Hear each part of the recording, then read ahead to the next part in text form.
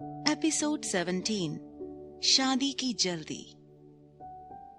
Starlight entertainment office के अंदर थके हारे राकेश ने कहा, माही ने ऑडिशन दे दिया है और सेकंड फीमेल लीड के लिए सेलेक्ट हो गई।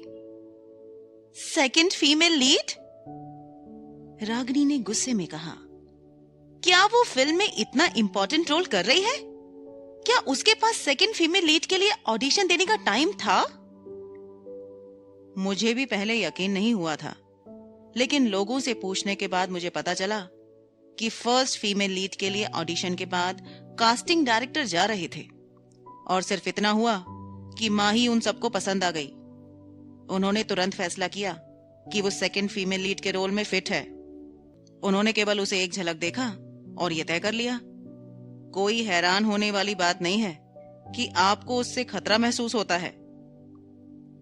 राकेश की हिम्मत नहीं हुई कि वो बोले, माही की खूबसूरती ही उसका सबसे बड़ा हथियार है।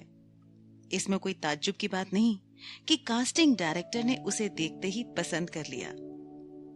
राकेश को याद आया कि जब उसने पहली बार माही को एक आर्टिस्ट के रूप में साइन किया था, लेकिन रागिनी बीच में आ गई और उसने उससे रोल छीन लिया था। एक तरफ एक आर्टिस्ट जो कुछ भी नहीं थी, दूसरी ओर एक मजबूत फैमिली बैकग्राउंड के साथ पहले से ही फेमस सेलिब्रिटी। एंटरटेनमेंट इंडस्ट्री एक ऐसी जगह नहीं है जहां आप अकेले खूबसूरती पर टिक सकते हैं। रागिनी नाराज थी। इस फिल्म में सेकंड फीमेल लीड का रोल करना भी छोटी बात नहीं है। राकेश जानता था कि रागिनी नहीं चाहती कि माही को इस रोल में लिया जाए। वो बेइज्जती महसूस कर रही थी। मुझे डर है कि उसे हटाना मुश्किल होगा। हमारी कंपनी ने इस फिल्म में बहुत पैसा लगाया और फर्स्ट और सेकंड फीमेल लीड को चुनने के बाद बॉस सच में खुश हैं। और उसके अलावा कोई ऑप्शन भी नहीं है, क्योंकि बाकी सभी लोग ऑडिशन में पहले ही फेल हो चुके हैं। कौन जानता था कि रागिनी क्या सोच रही थी, मगर थोड़ी देर बाद उसके चेहरे पर एक चालाक हंसी छा गई। कोई बात नहीं, अगर वो ऐसे रोल करना चाहती है तो करने दो। वैसे भी उसे चीप रोल ही सूट करते हैं। माही को जल्द ही राकेश का फोन आया, जिसमें उसने बताया कि सेकंड फीमेल लीड के रूप में उनकी कास्टिंग पक्की हो गई है।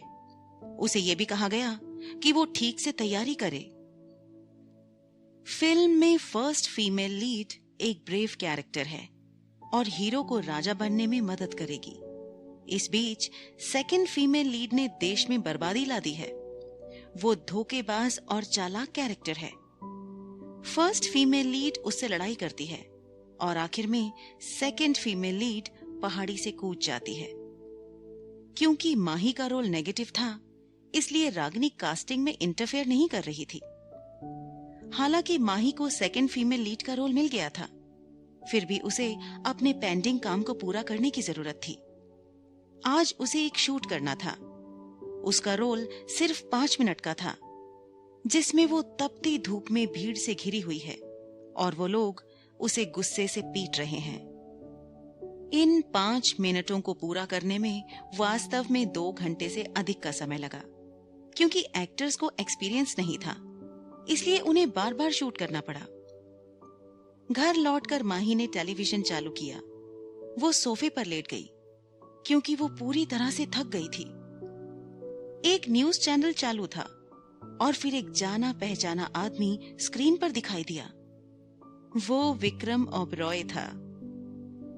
विक्रम ओबरॉय एक सेरेमनी में दिखाई दिया और कई लोगों के साथ हाथ मिला रहा था। ओबरॉय कॉरपोरेशन और एक इटालियन डीआर ब्रांड के बीच टाई अप हुआ था। इससे कंपनी के शेयर दुगने होने वाले थे।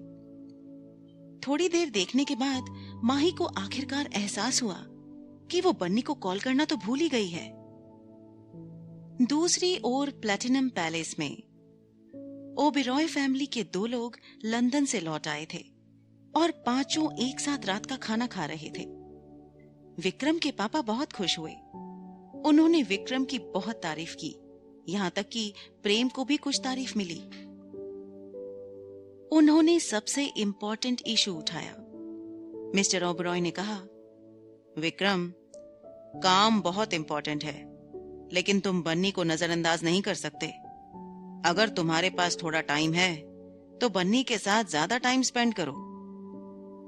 तभी मिसेस ओबेरॉय ने कहा, अगर काम ज्यादा है तो क्यों ना किसी को बन्नी की देखभाल के लिए रख लिया जाए। तुम्हारी माँ ठीक कह रही हैं, मिस्टर ओबेरॉय ने कहा। प्रेम ने अपने भाई को एक नजर देखा, जैसे कह रहा हो, देखो हमारे माता पिता फिर से शुरू हो गए। विक्रम एक भी शब्द नहीं बोल रहा था। बनी ने अपने पिता के सेलफोन को पकड़ रखा था, जिसकी स्क्रीन लॉक थी।